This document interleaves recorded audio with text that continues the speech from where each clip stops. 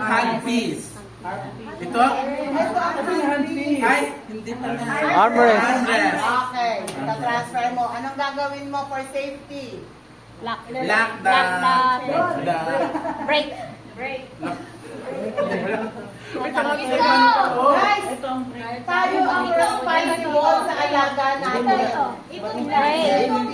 Kailangan mo munang itagkas dito kasi Nagagalit na si Sergio. Kaya may gaganyan pa. tanggalin mo muna yan. Oo, ganyan mo muna.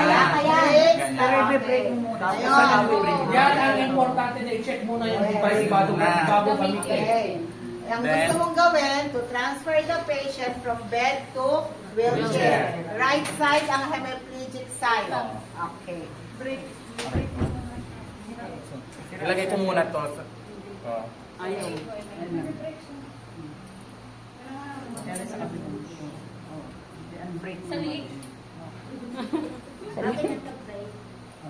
Ang hawak ninyo para masuportahan at maging safe yung pasyente, kailangan fear. Pero wag naman yung hindi siya makakahinga.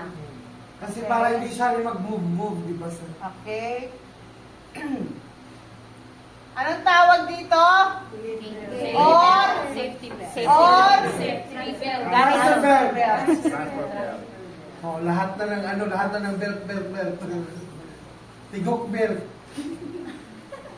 Oh! Pag pagka-transfer, hindi na dapat nakaganyan ang leg.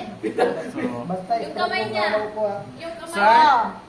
Anong sa mo ilalagay ang Sir? good side? Bigay ng instruction. Sir, can you hold this one? Then, Oo, yan. then after you have, Yun, malayo. Dapat malapit. kasi nilayo kasi ni Sir.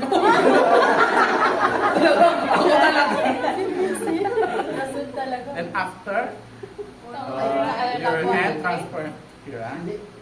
And I'll go. Sandali. Kasi yung caregiver mo. Ano ka? Kasi ang collaborative effort yan. Hindi lang ikaw. Kasi mas madali pag yung force ng pasyente sabay.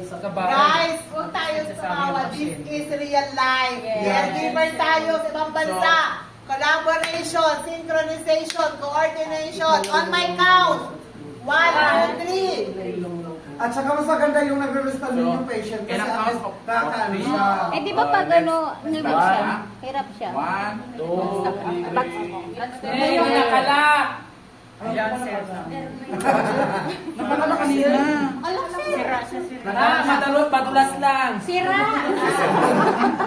Sorry, madulas lang. Sakit ng layo Sir, mo. pinutol mo. Okay. On my count. So, in count of 3. 1. 1, 2, 3. Move! Okay. Anong tawag sa technique ng pag-transfer? Ano na yung sinabi nga kanina? Pivoting. Stand, pivot. Oh, yun. 5 minutes. Stand, pivot. Stand. Wala yung papel ko. Tapos tatanggalin ko na ba ito, Pen? Siyempre.